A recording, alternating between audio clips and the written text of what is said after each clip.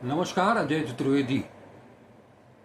Operation सिंदूर जो 7 तारीख से शुरू हुआ, 7 मई से, और 10 मई तक चला। 10 मई की शाम 5:30 बजे सबसे पहले अमेरिका के राष्ट्रपति डोनाल्ड ट्रंप ने वाशिंगटन डीसी से ये ऐलान किया कि उन्होंने सीज फायर करा दिया, वो भी धमकी देकर के ट्रेड की। तब से लेकर के आज तक कुछ महत्वपूर्ण सवाल थे जिनका जवाब देश भी चाह रहा था और विपक्ष भी, लेकिन सरकार की तरफ से, सेना की तरफ से कोई भी जवाब ऐसा नहीं दिया गया। सेना ने जब प्रेस कॉन्फ्रेंस में उनसे एक अंग्रेजी राष्ट्रीय दैनिक के पत्रकार ने सवाल किया कि क्या कुछ हमको नुकसान भी हुआ है इस ऑपरेशन सिंदूर के दौरान, क्या हमारे कुछ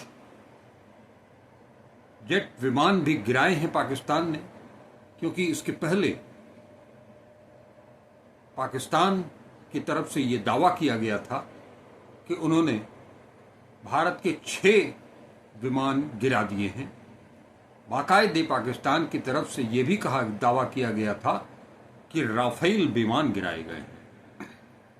इस दौरान दुनिया भर में राफेल को लेकर के काफी कुछ सूचनाएं, काफी कुछ खबरें लगातार आती रहीं, यहां तक कि राफेल को लेकर के शेयर मार्केट भी बहुत तेजी से गिरा।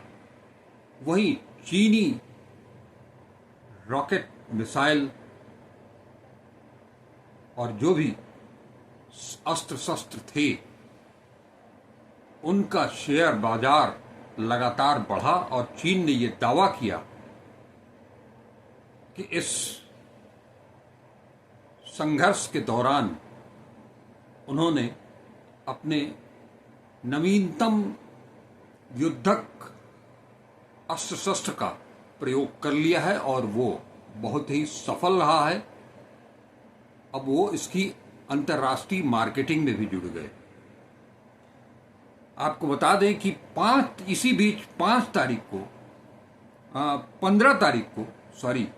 15 मई को जब विदेश मंत्री जयशंकर ने एक इंटरव्यू में ये कह दिया कि ऑपरेशन सिंदूर से पहले ही उन्होंने ये पाकिस्तान को बता दिया गया था कि भारत का हमला जो कुछ भी होगा वो सैन्य ठिकानों पर नहीं होगा, वो आबादी वाले क्षेत्र में नहीं होगा, बल्कि आतंकी ठिकानों को ही नष्ट किया जाएगा।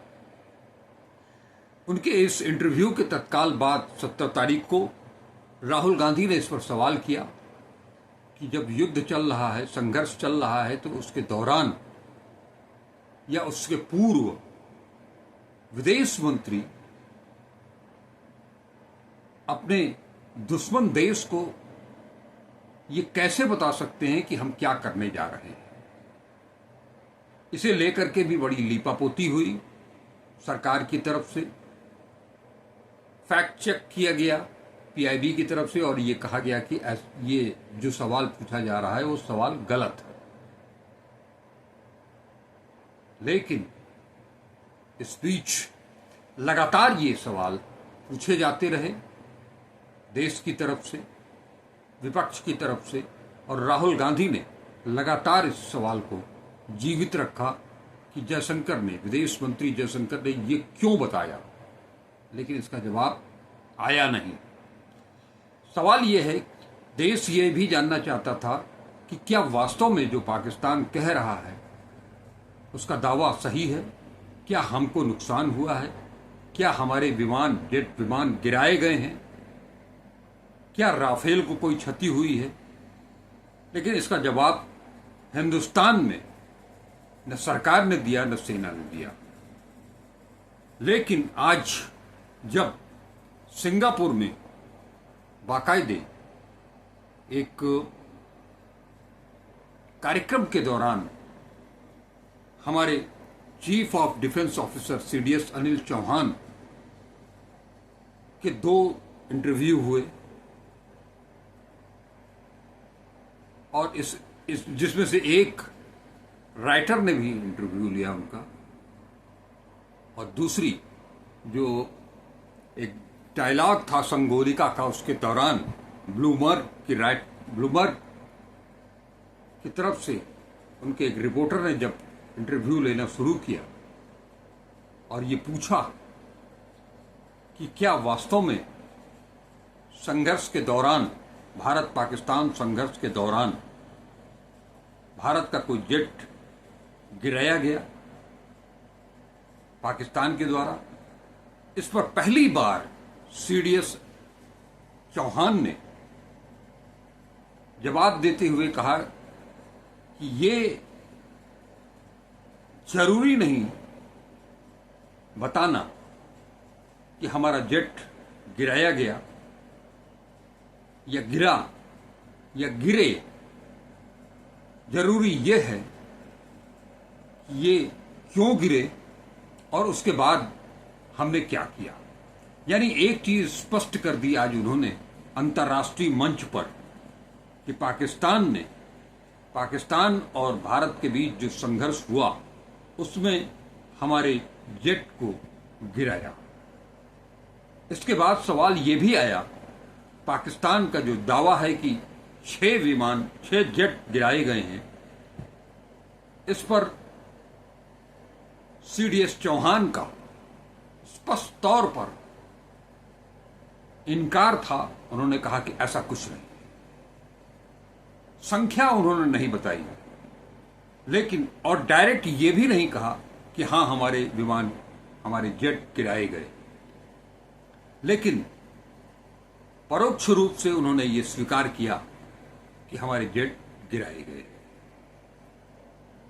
लेकिन उन्होंने ये भी कहा कि ये शुरुआती दिनों में, जब यानी कि 7 मई को जब ये ऑपरेशन सिंदूर स्टार्ट हुआ था, उसी दिन ये हादसा हुआ और इसके बाद बकौल सीडीएस चौहान 2 दिनों तक एयरफोर्स ने इन कमियों को खोजा, इन तकनीकी खामियों को खोजा, और उसके बाद भारतीय सेना ने, भारतीय एयरक्राफ्ट ने पाकिस्तान के अंदर घुस करके उनके एयरबेसेस को नष्ट किया। यानी एक चीज ये स्पष्ट हो गई आज सीडीएस के माध्यम से कि हमको इस संघर्ष विराम में नुकसान हुआ। सवाल अब उसके बाद और ज्यादा उठने लगे हैं, तीखे सवाल उठने लगे हैं कि जब भारत और पाकिस्तान के बीच का मामला है, भारत की जनता, भारत का विपक्ष, वो विपक्ष जिसने 22 अप्रैल को पहलगाम की घटना के बाद से एक स्वर से बिना किसी कुछ टीका टिप्पणी किए सरकार के साथ खड़ा रहा, सेना के साथ खड़ा रहा, आज वो अगर जानना चाहता है, पाकिस्तान जो दावे कर रहा है उसका सच जानना चाहता है, सरकार उसे बताने से कतराती क्यों? लगातार ये मांग हो रही है विपक्ष की ओर से, खास तौर पर कांग्रेस की तरफ से, राहुल गांधी और मल्लिकार्जुन खड़गे की तरफ से, कि एक सर्वदलीय बैठक बुलाई जाए और उसमें प्रधानमंत्री उसकी अध्यक्षता करते हुए विपक्ष को वस्तु स्थिति से अवगत करावें। लेकिन ऐसा नहीं हुआ। राहुल गांधी और मल्लिकार्जुन खड़गे ने संसद का विशेष सत्र बुलाने की मांग की, उसका कोई जवाब नहीं आया, जबकि राहुल गांधी ने, मल्लिकार्जुन खड़गे ने प्रधानमंत्री को पत्र भेजा, उस पत्र का कोई जवाब नहीं आया। हालांकि ये कोई नई बात नहीं है प्रधानमंत्री नरेंद्र मोदी की तरफ से, उन्होंने उस पुरानी सारी परंपराओं को तोड़ दिया है जिसके तहत विपक्ष के नेता अगर कोई सवाल करते हैं, पत्र लिखते हैं, तो उसका जवाब भी देना चाहिए। ये एक औपचारिकता है, एक परंपरा है, इसके नाते उनको जवाब देना चाहिए, लेकिन ऐसा उन्होंने कभी नहीं किया है। तो इस दौरान भी वो चुप लगाए रहे। लेकिन इसके साथ ही उन्होंने देश राष्ट्र के नाम संबोधन के बाद से लेकर के आज तक लगातार ऑपरेशन सिंदूर को लेकर के देश के भीतर राजनीति जरूर शुरू की। सबसे पहले वो आदमपुर गए, वहां फोटो सेशन हुआ, बीकानेर गए, राजस्थान, सिक्किम गए, पश्चिम बंगाल गए, बिहार गए, उत्तर प्रदेश आए और आज मध्य प्रदेश में वो भोपाल में थे। लेकिन आज पहला दिन था। राष्ट्र के नाम संबोधन के बाद से जितने भी दौरे उन्होंने किए, चुनावी दौरे, चाहे वो बिहार हो, चाहे वो पश्चिम बंगाल हो, चाहे वो उत्तर प्रदेश ही क्यों न हो, लेकिन किसी में भी, हर सभा में उन्होंने ऑपरेशन सिंदूर का अपनी राजनीति के लिए भरपूर इस्तेमाल किया। इस बीच में आज जब सीडीएस चौहान ने सिंगापुर में बाकायदे 2 इंटरव्यू के साथ ही 3 जगह अंतर्राष्ट्रीय मंच पर इसका खुलासा किया कि हां, परोक्ष रूप से ही सही, लेकिन उन्होंने इसका खुलासा कर दिया कि हां, नुकसान तो हुआ। लेकिन नुकसान क्यों हुआ और उसके बाद हमने क्या किया, उन तकनीकी खामियों को दूर करके, मसला वो ज्यादा महत्वपूर्ण है। लेकिन ये मसला वाकई बहुत महत्वपूर्ण हो गया है, विपक्ष की तरफ से भी और देश की तरफ से भी। सवाल ये है कि देश के भीतर जब ये विपक्ष सवाल पूछ रहा है तो उसका जवाब अपने देश के अंदर क्यों नहीं दिया गया, ये जवाब देश के बाहर क्यों दिया गया। मीडिया हिंदुस्तान की पूछ नहीं सकती है, उसे तो केवल और केवल लफाजी करनी है। गंभीर मसले जो देश के हित के सवाल हैं उन पर भी वो मौन रखती है। फिजूल की बातों पर, फिजूल की चर्चाओं पर चर्चा कराना सवेरे से लेकर के रात तक, सिर्फ यही उनका शगल रह गया है, उनका शगल बन गया। काश कि अगर हिंदुस्तान की मीडिया, मुख्य धारा की मीडिया अपने कर्तव्य को समझती होती तो ये सवाल आज सिंगापुर में जो पूछा गया, उसका जवाब जो सिंगापुर में मिला वो हिंदुस्तान में आज से काफी पहले मिल गया होता, क्योंकि ऑपरेशन सिंदूर 10 तारीख की शाम को उस पर विराम लगा और आज महीने की आखिरी तारीख है। इन 20-21 दिनों तक पूरा देश गुमराह होता रहा, उसे बताया नहीं जाता रहा कि एक चुप हजार चुप। लेकिन आज भोपाल की सभा में प्रधानमंत्री के तेवर भी बदले बदले थे। अब वो सिंदूर को घर घर पहुंचाने की बात नहीं कर रहे हैं, यानी कि अब सिंदूर भी जो भाजपा के लोग, वो दरिंदे भाजपा के, क्योंकि भाजपा, इसलिए मैं कह रहा हूं कि भाजपा, समूची भाजपा, उसके अंदर अधिकांश नेता दरिंदों से भरे हुए हैं, बलात्कारियों से भरे हुए हैं। वो घर घर जाकर के महिलाओं को सिंदूर बांटेंगे। इस पर कल भी मैंने एक वीडियो बनाया था आप लोगों के लिए। तमाम सवाल, इसका विरोध शुरू हो गया था पूरे देश भर में, लेकिन आज जब सिंगापुर में प्रधानमंत्री को भी एक झटका लगा तो उसके बाद से वहां पर चुप्पी साध गई है। सांप लौटने लगा है भाजपाइयों को दिल और दिमाग पर, बोलती बंद हो गई है। लेकिन इसके साथ एक सवाल और भी खड़ा होता है कि अब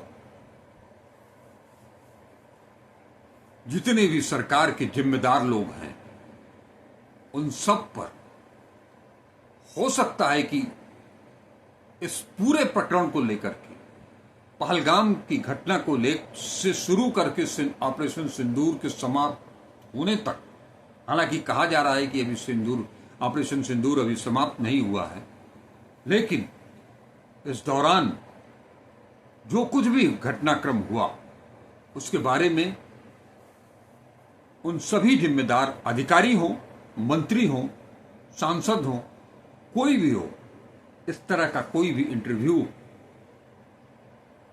अटेंड नहीं करेगा, कोई सवाल का जवाब नहीं देगा। तो आखिर सवाल एक ही है, हर चीज छुपाई क्यों जाती है?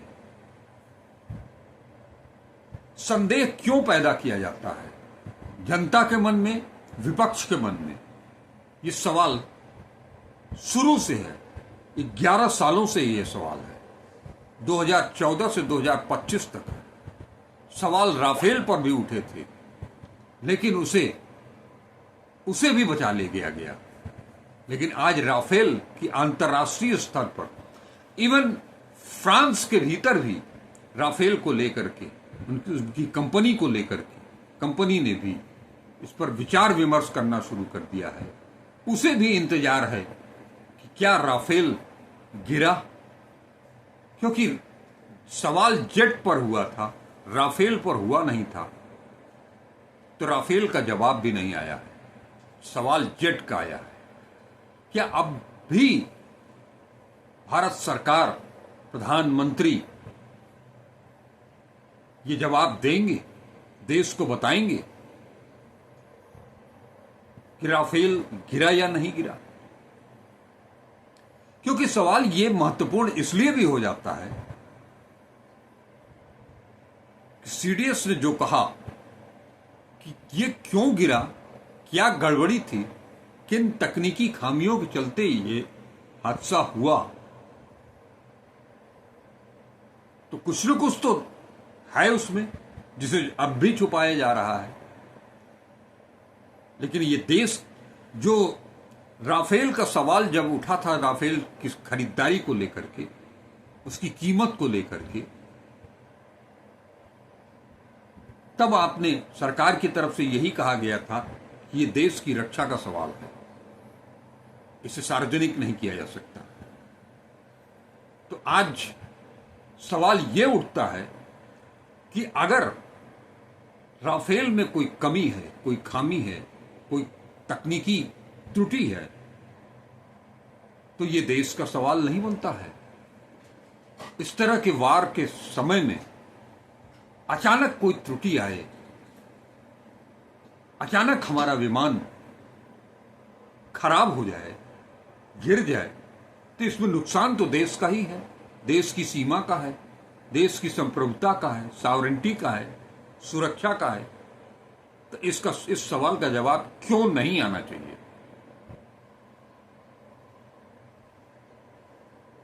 आज बस इतना ही। हम फिर मिलेंगे, फिर बात करेंगे इस पर। लेकिन आपसे अनुरोध है कि वीडियो को पूरा देखें, लाइक करें, ज्यादा से ज्यादा इसे शेयर करें, और चैनल को अब तक अगर सब्सक्राइब नहीं किया है तो सब्सक्राइब जरूर करें। नमस्कार, जय हिंद, जय भारत। अजय चतुर्वेदी।